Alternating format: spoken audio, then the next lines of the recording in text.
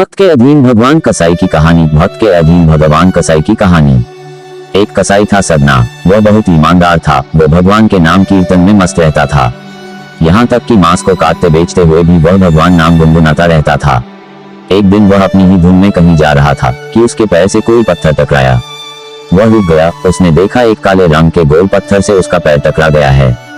उसने वह पत्थर उठा लिया, वह जेब में रख लिया, ये सोचकर कि यह मांस तोलने के काम आएगा। वापस आकर उसने वह पत्थर मांस के वजन को तोलने के काम में लगाया। कुछ ही दिनों में उसने समझ लिया कि यह पत्थर कोई साधारण नहीं है। जितना वजन उसको तोलना होता, पत्थर उतने वजन का ही हो जाता है। धीरे धीरे यह बात फैलने लगी कि सदना कसाई के पास वजन करने वाला पत्थर है। वह जितना चाहता है पत्थर उतना ही तोल देता है। किसी को 1 किलो मांस देना होता तो तराजू में उस पत्थर को एक तरफ डालने पर दूसरी ओर 1 किलो का मांस ही तोलता। अगर किसी को 2 किलो चाहिए हो तो वह पत्थर 2 किलो के भार जितना भारी हो जाता। इस चमत्कार के कारण उसके यहाँ लोगों की भीड़ जुटने लगी। भीड़ जुटने के साथ ही सदना की दुकान की बिक्री बढ़ गई।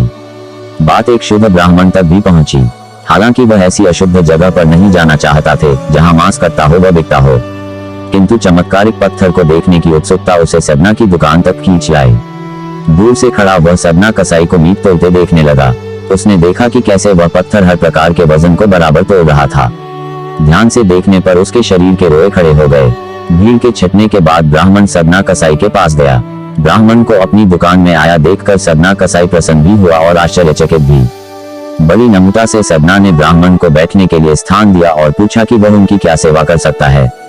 ब्राह्मण बोला, तुम्हारे इस चमत्कारिक पत्थर को देखने के लिए ही मैं तुम्हारी दुकान पर आया हूँ, या यूं कहें कि ये चमत्कारी पत्थर ही मुझे खींचकर तुम्हारी दुकान पर ले आया है। बातों ही बातों में उन्होंने सदना कसाई को बताया कि जिसे पत्थर समझकर वो मांस तोल रहा है, वास्तव में वो शालिग्राम जी हैं, जो कि भगवान का स्वरूप होता है। शालिग्राम जी को इस तरह गले कटे मांस के बीच में रखना व उनसे मांस तोलना बहुत बड़ा पाप है। सदना बड़ी ही सरल प्रकृति का भक्त था। ब्राह्मण की बात सुनकर उसे लगा कि अनजाने में मैं तो बहुत पाप कर रहा हूँ। अनुनय विनय करके सदना ने वह शालिग्राम उन ब्राह्मण को दे दिया और कहा कि आप तो ब्राह्मण हैं, अतः आप ही इनकी सेवा परिचर्या करके इन्हें प्रसन्न करें। मेरे योग्य कुछ सेवा हो तो मुझे अवश्य बताएं। ब्राह्मण उस शालिग्राम शिला को बहुत सम्मान से घर ले आए। घर आकर उन्होंने श्री शालिग्राम को स्नान करवाया, पंचामृत से अभिषेक किया व पूजा अर्चना आरंभ कर दी। कुछ दिन ही बीते थे कि उन ब्राह्मण के स्वप्न में श्री शालिग्राम जी आए व कहा, हे ब्राह्मण, मैं तुम्हारी सेवाओं से प्रसन्न हूँ, किंतु तुम मुझे उसी कसाई के पास छोड़ आओ।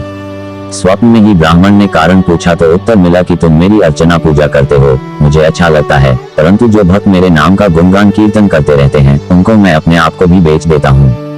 सदना तुम्हारी तरह मेरा अर्चन नहीं करता है, परंतु वह हर समय मेरा नाम गुनगुनाता रहता है, जो कि मुझे अच्छा लगता है, इसलिए तो मैं उसके पास गया था। ब्राह्मण अगले दिन ही सदना कसाई के पास गया व उनको प्रणाम करके सारी बात बताई व श्री शालिग्राम जी को उन्हें सौंप दिया। ब्राह्मण की बात सुनकर सदना कसाई की आंखों में आंसू आ गए। मन ही मन उन्होंने मांस बेचने खरीदने के कार्य को तिलांजलि देने की सोची और निश्चय किया कि यदि मेरे ठाकुर को कीर्तन पसंद है तो मैं अधिक से अधिक समय नाम कीर्तन ही करूंगा। वीडियो अच्छी लगे तो लाइक एंड सब्सक्राइब करें।